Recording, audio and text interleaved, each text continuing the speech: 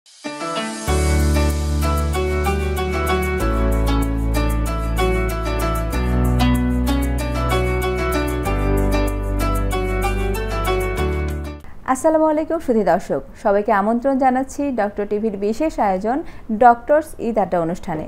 আপনাদের সাথেই আছি আমি ফারহান আফরোজ স্বর্ণা। যে যেখান থেকে আমাদেরকে দেখছে সবাইকে ঈদের অনেক অনেক শুভেচ্ছা, ঈদ মোবারক। দর্শক, আমরা আজকে আড্ডা দিব, গল্প করব এবং গল্প শুনব একজন ডক্টরের ছেলেবেলা, শৈশব, কৈশোর এবং একজন ডক্টর হিসেবে প্রতিষ্ঠিত হওয়ার গল্প শুনব। আমাদের সাথে উপস্থিত আছেন দেশে একজন স্বনামধন্য সুচিকিৎসক ডক্টর সামিনা চৌধুরী, গাইনি ও অবস্ট্রাকটিভ বিশেষজ্ঞ, president of endometriosis society of Bangladesh এবং সাবেক প্রেসিডেন্ট ওজিএসবি।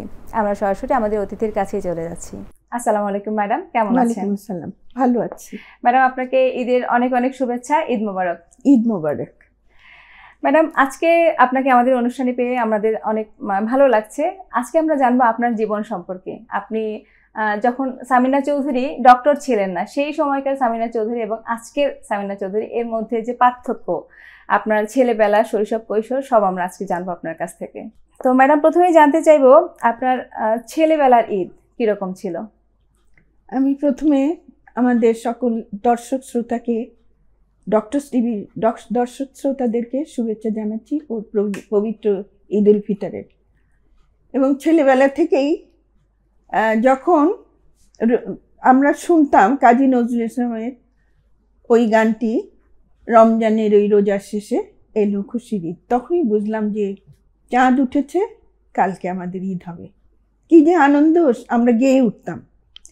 আমরা ওই গানটা ছোটবেলা থেকে গাইতাম, প্রতি বছরই যেন এটা একটা আলাদা নতুন করে মনে হতো যে এই গানটি গাইতে ভালো লাগতো। এখন ছেলেবেলা আমার কাছে মনে হয় যে অন্যান্যদের ছেলেবেলা থেকে আমার ছেলেবেলার যে খুব বেশি পার্থক্য তা নয়। তো তখন স্কুলে পড়ি, বয়স ধরো যা হয় স্কুলে থাকতে 3-4 পড়ি, তখনকার কথা যদি শুরু করি।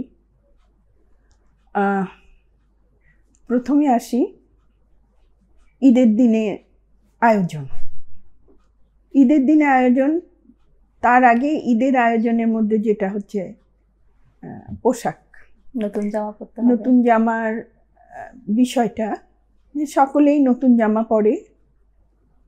আর আমাদের বাসায় যেটা হতো, আমরা বড় পরিবার একসাথে, আমার যেমন 7 ভাই বোন এবং আমাদের চাচা, মামা, ফুপু, আমরা একসাথে বেড়ে উঠেছি পরিবারের সব সদস্যের সাথে।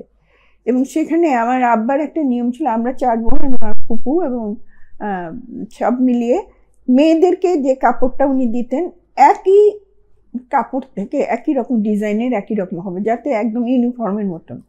এবং আব্বা নিজে এটা পছন্দ করতেন। আমরা কিন্তু আমাদের দেখার সুযোগ হয়নি যে কোন কাপড় পরে, ওটা আব্বা দোকানে গিয়ে দর্জির সাথে কথা বলে ডিজাইন দিয়ে দিয়েছেন। তারপরে দেখি একদম রেডিমেড কাপড়গুলো চলে আসছে আমাদের কাছে। তখন খুব ভালো লাগতো যে নতুন কাপড়টা, সেটাকে ইস্ত্রি করে আবার সুন্দর করে যত্ন করে রেখে দিতাম। আমার ছোট ছোট বন্ধু বান্ধব তখন তো অনেকে ছিল, অনেক স্কুলের বন্ধু বান্ধব ছিল, ছেলে মেয়ে সব একসাথেই আমরা বেড়ে উঠেছি। ওদের আমি দেখতাম যে এই কাপড় আগেই দেখিও না, তাহলে তো পুরানো হয়ে যাবে বলতো। আমার অবশ্য জিনিসটা খুব যে একটা মজারই মনে হতো যে এরকম দেখানো যাবে না, কাউকে দেখানো। তা ঠিক আছে, নাই দেখালাম, পরে তো দেখবেই। তারপর বন্ধু বান্ধবকে আগেই বলা থাকতো যে ঈদের দিন আমরা কি, আগেই প্ল্যান হতাম যে আমরা কি করবো ঈদের দিন। তো যেটা হতো যে প্রথমে আমরা কিন্তু একটা লিস্ট করে রাখতাম, কার বাসায় যাব। ম্যাডাম, আপনার ছেলেবেলা কি গ্রামে কেটেছে না শহরে?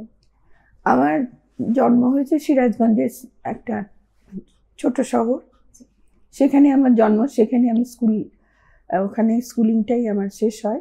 সেইখানকার সময়ের কথাই আমি বলছি। তারপরে মনে করে যে কথাটা বলছিলাম যে আয়োজনটা, আমরা কাপড় চোপড় পরে, একটা ঘটনা আমি বলি, খুব সকালবেলা উঠে গোসল করেছি, মাথায় শ্যাম্পু দিয়েছি, দিয়ে চুলটাকে ফুরফুরে বানিয়ে তারপর নতুন কাপড় পরেছি। পরে আব্বা, আমরা কয়েক বোনই ওরকম ড্রেস পরেছি, আব্বা এসে আমার মাথায় হাত দিয়ে বলেন যে চুলে তেল নাই, বলে হাতে তেল নিয়ে আমার মাথায় বসিয়ে দিয়েছে। আর আমি ভ্যাঁ করে কেঁদে দিয়েছি যে এত কষ্ট করে চুলটাকে এরকম পরিপাটি করে করলাম। তারপর যাই হোক আমার ঈদ তো মাটি হয়ে গেল। হ্যাঁ, তো এরকম আর কি। এই কথাটা এখন আমার মনে পড়ে, মনে বেশ আনন্দই লাগে। ছেলেবেলার স্মৃতিগুলো কখনোই ভোলা যায় না। তারপরে শোনো, যেটা হয়েছে যে আব্বা করতেন কি, আমাদের সবাইকে সকালবেলা গোসল করে আমরা নাস্তা খেতাম। এখন নাস্তার আয়োজন যেটা থাকতো, আমার মা খুব সুন্দর সেমাইয়ের জর্দা বানাতেন, ওটা খুব ভালো লাগতো। এবং সেমাইয়ের তোমার দুধ সেমাই একটা খুব ঘন দুধ দিয়ে বানাতেন, সেটাও খুব ভালো লাগতো। আর সকালবেলায় গরম গরম ঘি ভাজা লুচি, তখনকার দিনে তো ঘি অত দাম ছিল না, আমরা ওই, এবং সেই যে এত সুস্বাদু সেই ফুলকো লুচি দিয়ে এই মিষ্টি দিয়ে খাওয়াটা খুব মনে হয় এখনো মুখে লেগে আছে। সেই সাথে আরেকটা হচ্ছে খিচুড়ি আর গরুর গোশ দিয়ে রান্না একটা থাকতো, যে যখন মনে করে খেত। তারপরে খাওয়া হয়ে গেল, খাওয়ার পরে ছেলেরা সব নামাজ পড়তে মাঠে চলে গেল, আব্বার সাথে নিয়ে। কিন্তু আব্বা যখন উনি মাঠে যাবেন, উনি একটা পারফিউম ব্যবহার করতেন। সেই সেন্টটা আমাদের সবার কানে কানে লাগিয়ে দিতেন, একটু একটু করে সবার গায়ে লাগিয়ে দিতেন। সেই সুগন্ধটা এখনো মনে পড়ে যে কত আপন। তারপর আব্বা মাঠে যেতেন, গিয়ে আম্মাও তারপরে গোসল টোসল করে নিতেন আমাদের খাওয়া হয়ে গেলে। আর আব্বা আসার পরে আমাদের সবাইকে 1 টাকা করে দিতেন, এবং নতুন কড়কড়ে নোট 1 টাকা করে পেয়ে কি যে আনন্দ। তখন 1 টাকা কিন্তু, আমি যদি তোমাদের বলি, আমরা তখন ভাবতাম যে 1 টাকায় 9টা রসগোল্লা, 8টা না 9টা রসগোল্লা পাওয়া যায়। সেখানকার সময় 100 টাকার থেকেও বেশি, অনেক বেশি, অনেক বেশি। তুমি সেটাই যে তারপরে আমরা ওই টাকা আবার নিজেরা শুকতাম, ভাল লাগতো নতুন টাকার গন্ধ। এরপরে আমরা বন্ধুরা বের হতাম, আমার এক শিক্ষকের বাসায় গিয়েছে, শিক্ষককে গিয়ে আমরা সবাই সালাম করেছি। আমরা প্রায় 10-12 জন গেছি, ছোট ছোট সব। গেলে পরে আমরা স্যারকে সালাম করলাম, করলে একটু পরে দেখি যে ওনার স্ত্রী বড় একটা পিতলের থালা, বড় পিতলের থালার মধ্যে উনি খেজুরের গুড়ের পায়েস দিয়েছেন, একদম ধুমায়িত। তখন সবই রান্না হয়েছে এবং সুগন্ধে ভরে গেছে। উনি যখন এনে টেবিলে রাখলেন, এবং এতজন আমাদের 3টা না 4টা চামচ দিয়েছেন। হ্যাঁ, তাতে কি, আমরা ওইটাই এক একজন খাচ্ছি, আর একজন সেটা করছি, এক থাল থেকে সবাই খুব মজা করে খেয়েছি। তখন শিক্ষক আবার আসলেন, এসে আমাদের সবাইকে 2 পয়সা করে দিয়েছে। 2 পয়সা মানে তখন মনে কর 16 আনা 1 টাকা ছিল, এবং সেটার ভাগ করে দেয় কত। কিন্তু আমাদের মূল্যবান ছিল এই 2 পয়সা দিয়ে আমরা 2 মুঠো হয় বাদাম কিনতে পারবো, না হলে কটকটি মিঠাই কিনতে পারবো। তো এইটাতেই আমাদের মনে হতো যে 2 পয়সা অনেক কিছু। তো এরকম, এটা একটা খুব আমার মনে আছে যে আমার সেই স্মৃতিটা। আর একটা জিনিস যে আমাদের বাসায় ঈদের দিনে ছাড়া দুপুরবেলায় পোলাও রান্না হতো, কেউ খেত, কেউ যার যার মতন পোলাও কোরমা এটা একটু হতো। আর মেহমান আসলে মেহমানদারি করতাম, ভালো কথা। আপনার ছোটবেলাটা শুনে আমার মনে হচ্ছে আমি কোনো সিনেমার গল্পে হারিয়ে গেছি। তো আমাদের ছোটবেলা তো এতটা আনন্দময় ছিল না, আসলে ছোটবেলার বিষয়টাই আলাদা, এটা কখনো ভোলা যায় না। তো ম্যাডাম, ছোটবেলা গেল, এরপর থেকে আপনার পড়াশোনার জীবন, এরপর আপনি যখন মেডিকেলে ভর্তি হলেন, ওই সময়কার ঈদটা কেমন ছিল? আমি তো ম্যাট্রিক পর্যন্ত, এসএসসি পর্যন্ত সিরাজগঞ্জেই ছিলাম। তারপরে আমি ইন্টারমিডিয়েট পড়তে আমি রাজশাহী গভর্নমেন্ট কলেজে চলে যাই। ওখানে ইন্টারমিডিয়েট পড়ার পরে আমি ঢাকা মেডিকেল কলেজে এসে ভর্তি হই। তখন হোস্টেলের জীবনে ঈদ তো একটা বিষয়, বিরাট বিষয়, যে আমরা এতদিন পরে বাবা মার কাছে ফিরে যেতে পারবো। এবং স্বাভাবিক, যেটা আমরা লম্বা একটা ছুটি পেতাম, তবে মেডিকেলে থাকতে অতটা ছুটি ছিল না। তো সেই ছুটিটা তখন মনে হতো সেই ঈদটার আনন্দ যেন আরো বেশি ছিল, কারণ পড়ার চাপে সবসময় হোস্টেলে থাকা এবং বাসার জন্য মন কাঁদে, এরকম সব সময় স্বপ্ন যাবে বাড়ি আমার, এরকম একটা অবস্থা। সেই বাড়িতে আসলে পারে মানে আমাদের যেমন রিসেপশন হতো তেমনি আমাদের মানে সবাইকে এক একজনের গলা জড়িয়ে ধরে আনন্দ করতাম।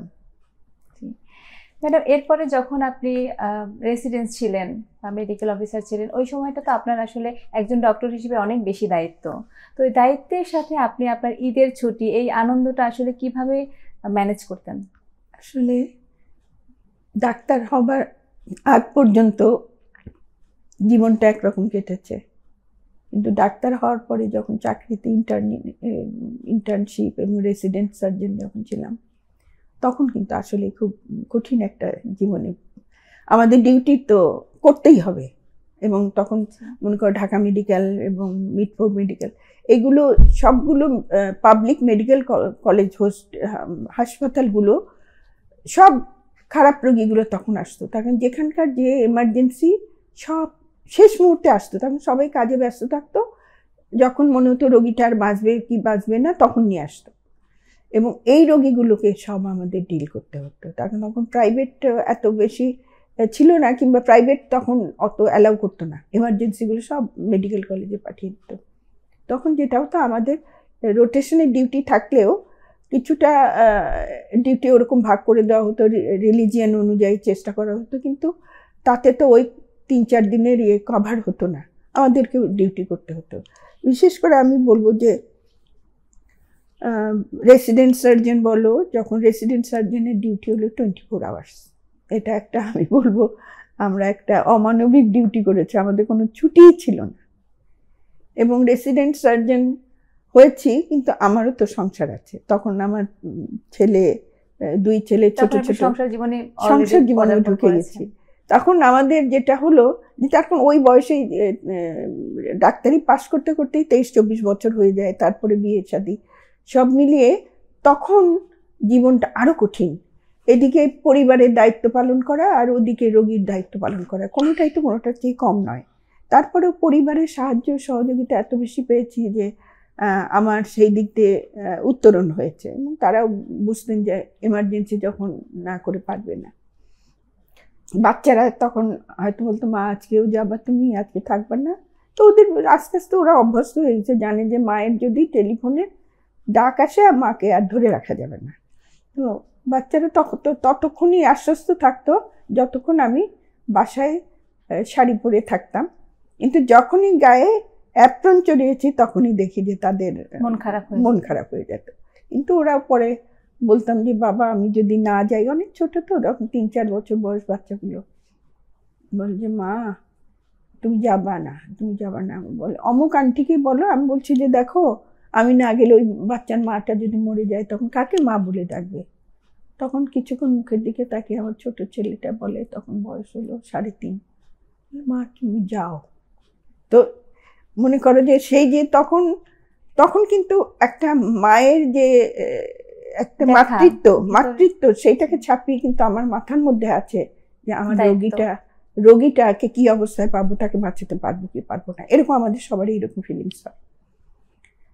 তারপরেও আমার মনে হয় দুটো ইমোশনকেই সাথে নিয়ে আমরা কাজ করেছি। এবং ঈদের দিনে যে কত মানে সন্তানের জন্ম দিয়েছি, এটা একটা মানে আমরাও আনন্দ করতাম। আমরা বলতাম যে ঈদের দিন, হ্যাঁ সেটা বাচ্চা যখন কেঁদে ওঠে, মায়ের মুখে যখন হাসি হয়, তখন কিন্তু এইটাই আমাদের ঈদের বড় একটা পরম পাওয়া। অসম্ভব সুন্দর বলেছেন ম্যাডাম। এই যে ডাক্তার হওয়ার যে জার্নিটা, আপনাদের যে দায়িত্ব, এর মাঝখানে কি কখনো মনে হয়েছে যে সন্তানের প্রতি আপনি আপনার প্রপার গাইডেন্সটা করতে পারছেন না, বা একটা ঘাটতি থেকে যাচ্ছে, মাতৃত্বের জায়গাটা ফাঁকা থেকে যাচ্ছে? এটা আমি অস্বীকার করব না। এটা আমার মনে হয় যে আমাদের অনেকেরই মনে হয়েছে যে আরো হয়তো সন্তানকে সময় দেওয়া উচিত ছিল। সেটা সবাই আমরা বুঝি।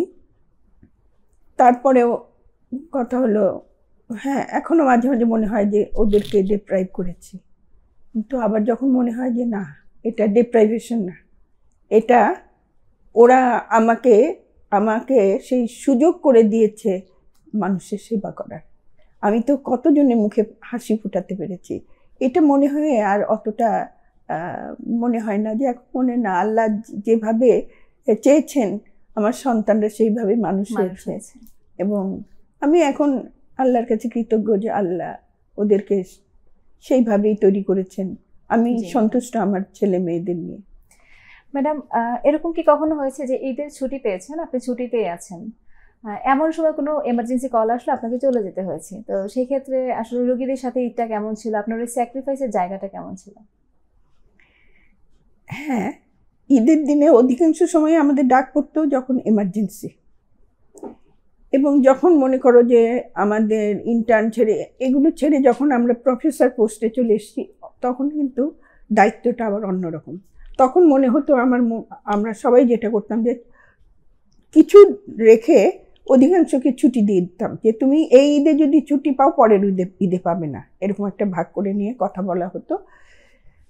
কিন্তু যদি বেশি খারাপ রোগী তো আসেই, তখন কিন্তু মানে এই বয়সেও আমাদের কিন্তু কাজ করতে হয়েছে। এমার্জেন্সি রাত নেই, বিরেত নেই, যখন তখন।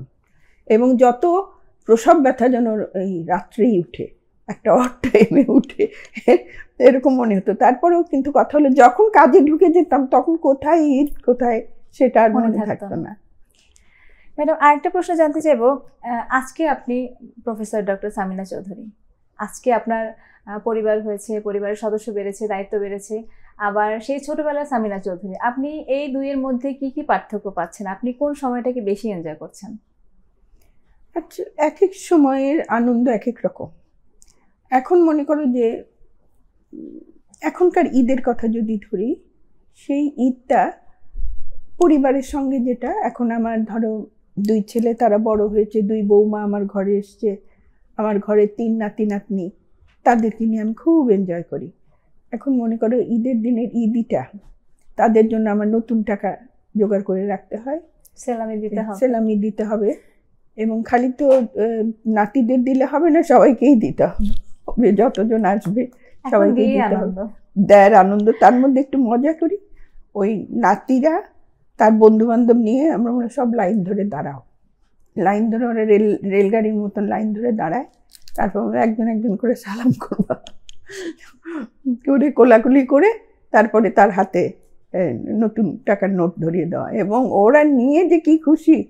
একবার ওরকমের সাথে আমরা আবার একটু বিদেশ যাওয়ার সুযোগ হয়েছিল, কিছু খেলনা এনে রেখেছিলাম যে ঈদের দিনে ওই গিফটগুলো ওদের দিব, নাতিগুলোকে দিব। তো একজন করে যাচ্ছে, ওইটার সাথে যখন ওই খেলনাটা পেলো একটা বাড়তি আনন্দ, তারা মানে ওইটা আমার জন্য মনে হলো ঈদটা পরিপূর্ণ হয়ে গেল। তো ওরাও খুব এনজয় করেছে, এবং সেগুলোর আবার ছবি তুলে রেখেছি। দেখে এখন মনে হয় যে আমার ছেলেরা বড় হয়ে গেল, নাতিরাও বড় হয়ে গেল, এখন তো প্রায় জীবনের শেষ দিকে চলে এসেছি। তারপরেও যেন মনে হয় যে প্রতিটা ঈদ এক এক সময় এক একভাবে ধরা দেয়। অনেক রোগীদের সাথে যে ঈদগুলো করতে পেরেছি, এটা কিন্তু একটা আমাদের বিশেষ পাওয়া। এবং এটা আমি মনে করি রোগীদের সাথে যে ঈদ করেছি, এই ঈদটা অন্যরকম। এবং এখানে কিন্তু আমাদের ভালো লাগাটা কাজ করেছে, ওদের মুখে যে হাসি, ওদের সাথে সময়টা কাটানো। শুধু তো রোগীর সাথে অপারেশন করলে তো চলে আসলাম তা তো না, রোগীর সাথে তার সাথে কথা বলতে হয়, তার আজকের দিনে পরিবারে কি করতো না করতো, এগুলো কিছু কিছু কথা বললে ওরাও খুব খুশি হয় যে ম্যাডাম আমাদের সাথে ঈদের গল্প করছেন। চেষ্টা করতাম যে ওদেরও যেন ভালো লাগে, ওরাও হসপিটালে আছে। যদি ঈদের দিনে সব হাসপাতালের নিয়ম ছিল উন্নত মানের খাবার দেওয়া, সেটা একটা ওরা পেত। আর একটা জিনিস হতো যে আমাদের যত ইন্টার্ন ছোট ছোট আছে, আমরা যখন প্রফেসর বড় লেভেলে চলে আসছি, তখন আমাদের এই ইন্টার্নদেরকেও ছোট ছোট ছেলেরা তাদেরকেও আমাদের গিফট আমরা দিতাম। এরা আবার করতো কি, সব চান্দা তুলে একসাথে করে আমাদেরকে গিফট দিতাম। আরে সব মিলে সবাই মিলে মানে আমাদের ওই জীবনটা কিন্তু অনেক এনজয়েবল। মানে প্রত্যেকটা আমার মনে প্রতিটা ফেজেই জীবনটাকে এনজয় করাটা খুব জরুরি। তাহলে কাজের প্রতিও যেমন আমাদের একাগ্রতা, ডেডিকেশন থাকে, এবং আমাদের এমন একটা কাজ ডাক্তারি পেশা যে আমাদের ডেডিকেশনটা একটা বড় জরুরি বিষয়। সুন্দর বলেছেন ম্যাডাম। ম্যাডাম, আপনি যেহেতু OGSBর সাবেক প্রেসিডেন্ট ছিলেন, আপনি তো আসলে নারী স্বাস্থ্য নিয়ে কাজ করতেন। তো অনুষ্ঠানের শেষ পর্যায়ে আপনাকে অনুরোধ করব আমাদের নারী পেশেন্টদের জন্য কিছু কথা যদি আপনি বলেন। হ্যাঁ, এখন ধরো বিশেষ করে আমি বলি যে যারা গর্ভবতী মহিলারা আছেন তাদের জন্য যে কথাটা বলা জরুরি সেটা হলো যে ঈদের সময় আমাদের এখন যেমন আমরা অনেকেই দেশের বাড়িতে যাই, অধিকাংশই দেশের বাড়িতে যায়। আজকাল আবার সময়ের সাথে সাথে পাল্টে গেছে, এখন দেশ ছেড়ে অনেকে বিদেশে বাইরে যায়। যাচ্ছে বেড়াতে। তারপরে আমার মনে হয় যে দেশে যাওয়ার টানটা এখনো অনেক বেশি, সেই কালচারটা আমাদের দেশে আছে। যখন মনে হয় যে মা চেয়ে আছে যে কখন তার ছেলে আসবে, কখন তার মেয়ে আসবে, তো সেই যে মাকে দেখবে এবং মা যে তাকে দেখবে, সেই আনন্দটা কিন্তু একটা বিরাট বিষয়। যেটা আমি বললাম যে হোস্টেল থেকে যখন আসতাম আমরা ঈদ করতে, তখন আব্বা আম্মার মধ্যে ওই জিনিসটা আমরা দেখেছি। আর তাদেরকে বলবো যে 1 নম্বর খাবার সম্বন্ধে সচেতন হওয়া। খাবার তো ঈদে একটু গুরুপাক হয়, আমি অনুরোধ করব যে খাবারটা বুঝে খাবেন, যে কোনটাতে খুব মানে গুরুপাক না খেয়ে হালকা খাবেন। সবার সাথে খাবেন কিন্তু যাতে অসুস্থ না হয়ে যায়, নিজের এবং পরিবারের সবার স্বাস্থ্যের প্রতি যাতে হ্যাঁ খাবে, কিন্তু কথা হলো নিজেরটাও খেয়াল রাখতে হবে। এছাড়া আমি বলবো যে গুরুপাকের কথাটা একটু অ্যাভয়েড করা ভালো। আর পানিটা বেশি খাবে, এবং রোজার মধ্যে অনেকেই রোজা রেখেছে এবং ডিহাইড্রেশন কিছুটা থাকেই। সেই রোজার মধ্যে কিন্তু অনেক প্রেগনেন্ট মায়েরা, তারা মহিলারা রোজা রাখে এবং তাতে কিন্তু খুব যে ক্ষতি হয় তা না, কিন্তু আমরা বলে দিই যদি তোমার শরীরে না কুলোয় তাহলে তুমি রাখবে না, তাছাড়া তুমি রাখতে পারো। আসলে আমরা তো 3 বেলা রাতেও তো তাই খাই, কাজে খাবারের যে খুব ঘাটতি হয়, হ্যাঁ খাবারের যে খুব ঘাটতি হচ্ছে তারা, হ্যাঁ কাজেই সেটাতে খুব অসুবিধা হয় না। আর একটা হলো যে যাত্রা, অনেককেই দেশে যেতে হবে, সবাই অপেক্ষা করে থাকে, বিশেষ করে যারা প্রেগনেন্ট মা তাদের জন্য তো একটা বিশেষ চিন্তা থাকে। সবাই এসে জিজ্ঞাসা করে বিদেশে আমরা দেশে যেতে পারবো কিনা, কিসে যাব, ট্রেনে যাব নাকি।